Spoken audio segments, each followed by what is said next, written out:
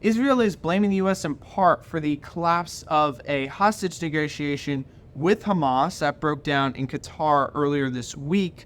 They had been deliberating for roughly 8 days or so during this most recent bout. And without naming the U.S. specifically, the Prime Minister's office came out with a statement tying the breakdown of those negotiations to the passage of a UN resolution calling for an immediate ceasefire in Gaza. Basically, that resolution was only able to pass because the U.S. decided to abstain from that vote rather than issuing a veto, as it typically does with resolutions that go against Israel. Last week, the U.S. had tried to push an alternative resolution calling for both a ceasefire and the release of Israeli hostages, but that resolution got spiked by China and Russia.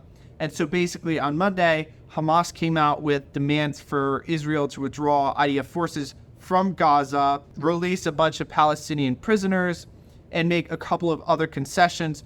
The Prime Minister's office called those demands quote-unquote extreme. And we should note that all of this comes against the backdrop of increasingly frosty relations between the U.S. and Israel under the Biden administration. On Monday, Benjamin Netanyahu withdrew a delegation from D.C. that had been set to meet with top Biden administration officials to discuss Rafah. And we should note that as these tiffs are going on between Netanyahu and Biden, U.S. approval of the Israel-Hamas war is heading downhill. There was a Gallup poll released Wednesday that concluded that a majority of Americans now disapprove of Israel's actions, which is quite a reversal from last fall when a majority approved. And that could pose serious complications for Israel over the long term because the U.S. is Israel's most important backer on the international stage, spiking a bunch of anti-Israel UN resolutions,